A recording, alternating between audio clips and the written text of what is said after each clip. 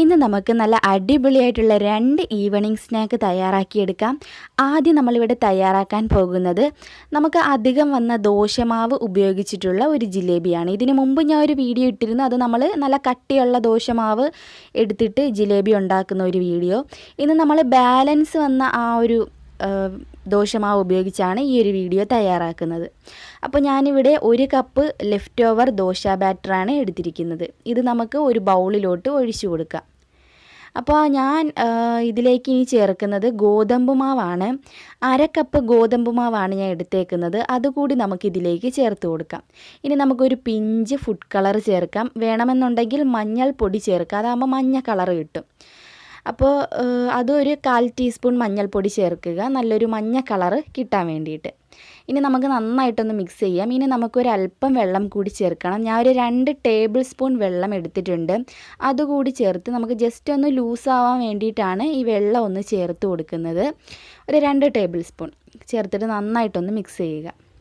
ഒന്ന് ലൂസാവാൻ വേണ്ടിയിട്ട്, ഒരുപാട് ലൂസാവരുത്, നല്ലൊരു ഇതുപോലുള്ളൊരു കട്ടിയുള്ള ഒരു ബാറ്റർ ആയിരിക്കണം നമുക്ക് കിട്ടേണ്ടത്. ഒരുപാട് ലൂസായി പോകരുത്. അപ്പോൾ ഇത് നമുക്ക് അങ്ങോട്ട് മാറ്റി വയ്ക്കാം. ഇനി നമുക്ക് ഷുഗർ സിറപ്പ് തയ്യാറാക്കി വെക്കണം.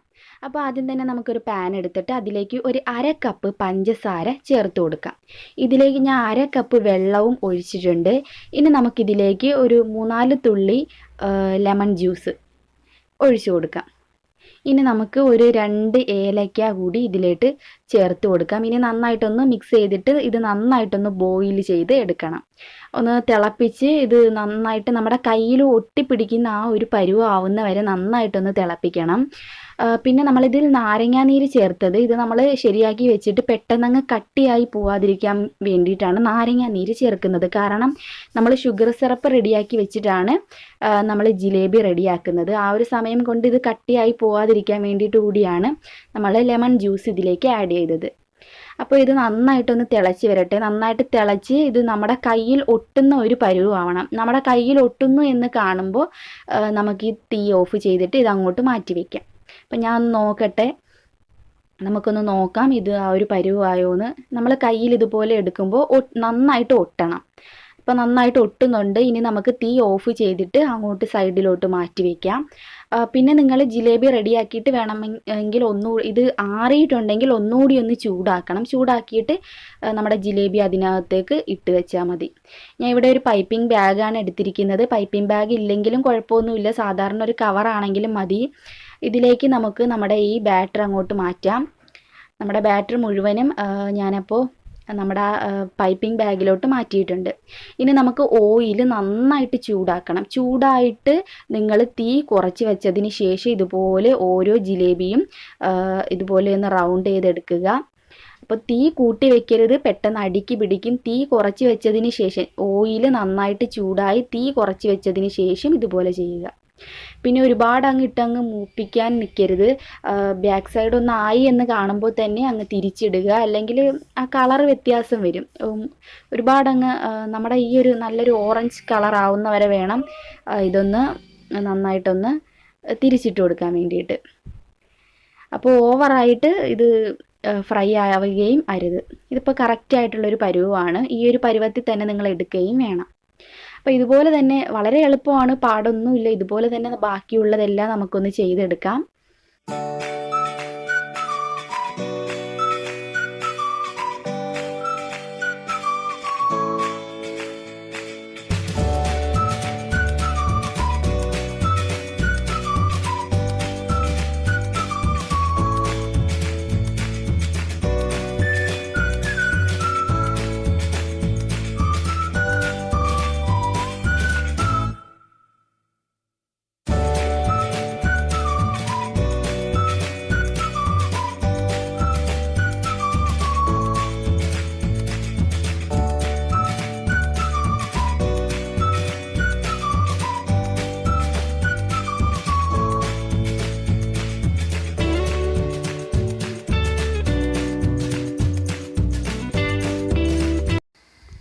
അപ്പോൾ നമ്മുടെ ജിലേബിയൊക്കെ ഞാനിവിടെ ഒന്ന് റെഡിയാക്കി എടുത്തിട്ടുണ്ട്.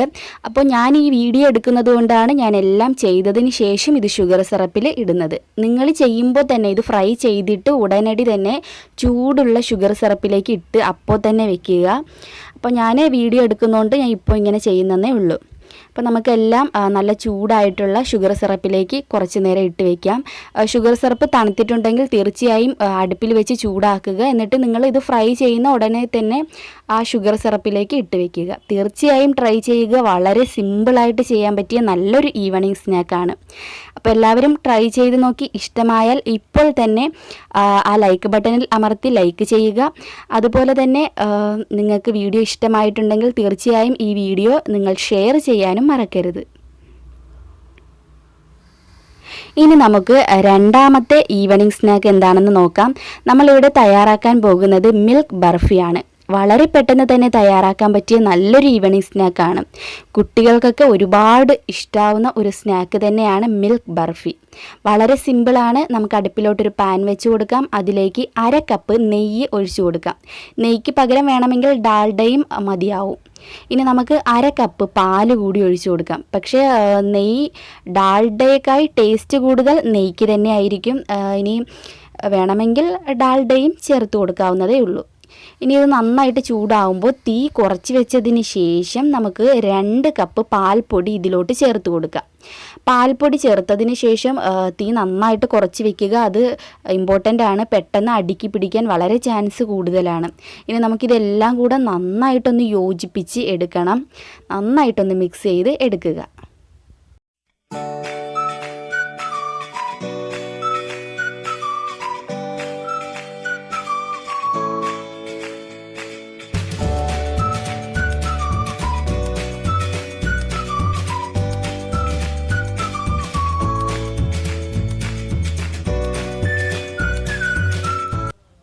അപ്പോൾ ഇനി നമുക്ക് ഇതിലേക്ക് പഞ്ചസാര പൊടിച്ചത് ചേർത്ത് കൊടുക്കാം. പൊടിച്ച് തന്നെ ചേർക്കുന്നതാണ് ഏറ്റവും ബെറ്റർ.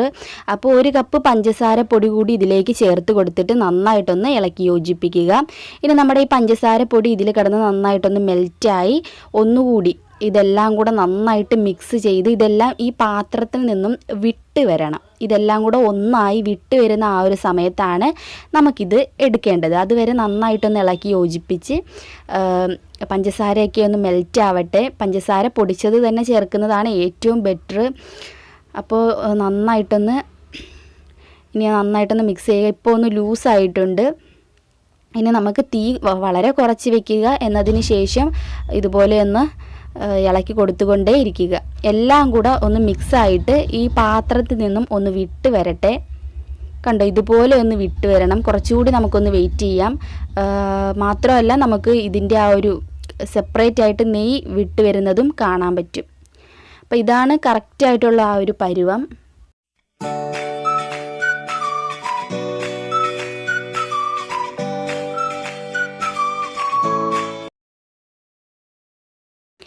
കണ്ടോ, ശരിക്കും നന്നായിട്ട് ഇപ്പോൾ നമ്മുടെ ആ പാനിൽ നിന്നും ഇത് വിട്ട് വന്നിട്ടുണ്ട്. ഇനി നമുക്ക് തീ ഓഫ് ചെയ്തതിന് ശേഷം നമുക്കൊരു ടിന്നിലേക്ക് കുറച്ച് നെയ്യ് തടവി കൊടുക്കാം.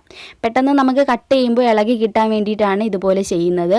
ഇനി ഈ ഒരു ടിന്നിലേക്ക് നമുക്ക് നമ്മുടെ ബർഫിയുടെ ആ ഒരു കൂട്ട് വെച്ച് കൊടുക്കാം. ഇത് നന്നായിട്ട് ചൂടാറുമ്പോൾ തന്നെ നല്ല കട്ടിയായി കിട്ടും. നമുക്കിത് ഒടിച്ചെടുക്കാൻ പറ്റും. ഇനി നമുക്ക് അപ്പോൾ നമ്മുടെ ബർഫിയുടെ അളവനുസരിച്ചിട്ടുള്ള ഒരു ടിന്നിലേക്ക് വേണം ഇത് വെച്ച് കൊടുക്കാൻ വേണ്ടിയിട്ട്. അപ്പോൾ ഞാൻ ഒരു കൊച്ചു ടിന്നിലോട്ട് ഇത് മാറ്റിയിട്ടുണ്ട്. ഇനി നമുക്കിതിൻ്റെ മുകളിലേക്ക് കുറച്ച് പിസ്ത ചെറുതായിട്ട് ഞാൻ കട്ട് ചെയ്തെടുത്ത പിസ്തയാണ്. ഇത് നമുക്ക് ഇതിൻ്റെ മുകളിലേക്ക് വെച്ച് കൊടുക്കാം. ഒരു ഭംഗിക്ക് വേണ്ടിയിട്ടാണ് ഞാനിങ്ങനെ ചെയ്തത്. ഇനി ഇത് നന്നായിട്ടൊന്ന് തണുക്കട്ടെ. ചൂടാറുമ്പോൾ നമുക്കിത് കട്ട് ചെയ്ത് എടുക്കാൻ പറ്റും. അപ്പോൾ നമുക്ക് ഇത് നന്നായിട്ട് ചൂടാറിയിട്ട് എടുക്കാം. അപ്പോൾ ഇതിപ്പോൾ കംപ്ലീറ്റ് ചൂടാറിയ ബർഫിയാണ്. ശരിക്കും നല്ല കട്ടിയായിട്ടുണ്ട് ഇത്. അപ്പോൾ നമുക്ക് ഇതിനി മുറിച്ചെടുക്കാം. വളരെ പെട്ടെന്ന് തന്നെ ചെയ്തെടുക്കാൻ പറ്റും. വളരെ ഈസി ആയിട്ടുള്ളൊരു സ്നാക്കാണ്. ഈ 2 സ്നാക്കും നമുക്ക് പെട്ടെന്ന് തന്നെ തയ്യാറാക്കാൻ പറ്റും. അപ്പോൾ വീട്ടിൽ തീർച്ചയായും എല്ലാവരും ട്രൈ ചെയ്ത് നോക്കുക. ഇഷ്ടമായാൽ തീർച്ചയായും ലൈക്ക് ചെയ്യുക. ഇപ്പോൾ തന്നെ ലൈക്ക് ചെയ്യുക. അതുപോലെ തന്നെ നിങ്ങൾ ഇത് ഷെയർ ചെയ്യുക. നിങ്ങളുടെ ഫ്രണ്ട്സ് ആൻഡ് ഫാമിലിക്കൊക്കെ ഷെയർ ചെയ്ത് കൂടി കൊടുക്കുക.